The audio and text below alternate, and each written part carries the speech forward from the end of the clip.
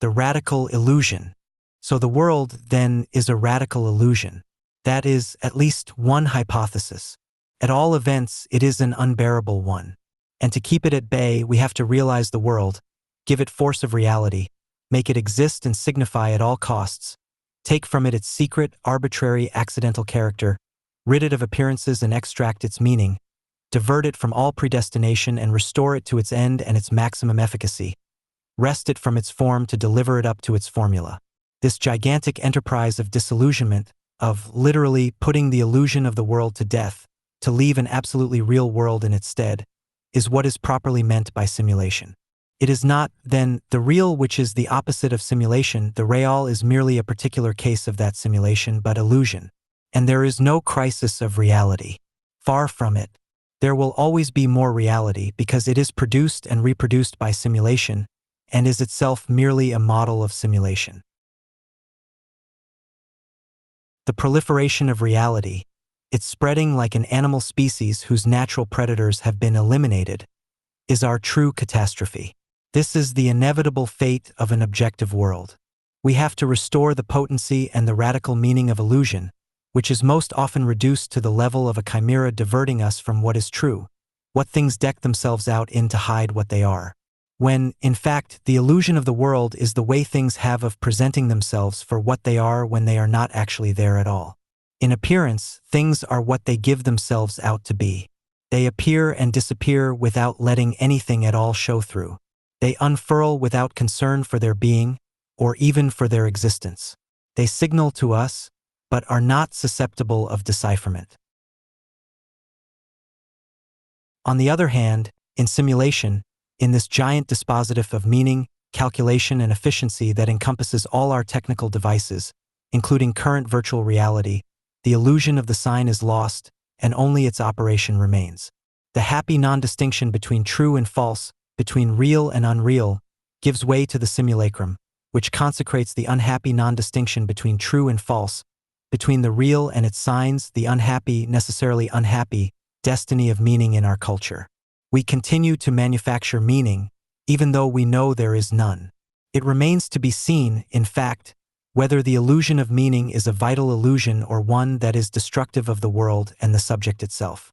However this may be, faced with this strategy on the part of the subject, the world develops a much more subtle and paradoxical one, which is to give itself out for what it is, when it is actually not there. Over against the subject, that indomitable producer of meaning, stands the world, that inexhaustible producer of illusion, including, no doubt, with the involuntary complicity of the subject, the illusion of meaning. There will be no end to this frenzied race around the Mobius strip where the surface of meaning perpetually feeds into the surface of illusion, unless the illusion of meaning were to win out once and for all, which would put an end to the world. The whole of our history bears witness to this machinery of reason, which is itself now coming apart. Our culture of meaning is collapsing beneath the excess of meaning, the culture of reality collapsing beneath the excess of reality, the information culture collapsing beneath the excess of information, the sign and reality sharing a single shroud. They are trying to persuade us that technology will inevitably produce good, to give a role to the artificial environment as a second nature, to select only automatic reflexes in line with a kind of mental genetic code. They are trying to wipe out all the supernatural reflexes of thought, of that thought which reacts instinctively to the illusion of the world, turns appearances back on reality, uses the illusion of the world against the world itself. The Manichaean understanding of evil, the understanding of the world as machination. It is said that the state of nature is unthinkable, because in that state thought does not exist. But this is exactly what we are moving towards, a state of pure operational intelligence, and thus of radical disillusioning of thought. This dream of extirpating all the magic from thought, of eliminating every principle of evil, is as absurd as the dream of eliminating all concupiscence, even in dreams. If the heresy of appearances is our original crime, then every rational impulse to eliminate it is the symptom of a fantastic error on the part of the will, the symptom of an aberration of desire. At all events, illusion is indestructible. The world as it is, which is not at all the real world, perpetually eludes the investigation of meaning, thus causing the present catastrophe of the apparatus of production of the real world. So true is it that illusion cannot be combated with truth, that is merely to redouble the illusion, but only by a higher illusion. The only response to the phantasmagoria of worlds beyond, the latest and most subtle of which is the artificial synthesis of this world, is the higher illusion of our world. Every revolution brings about a general involution in a kind of downward spiral.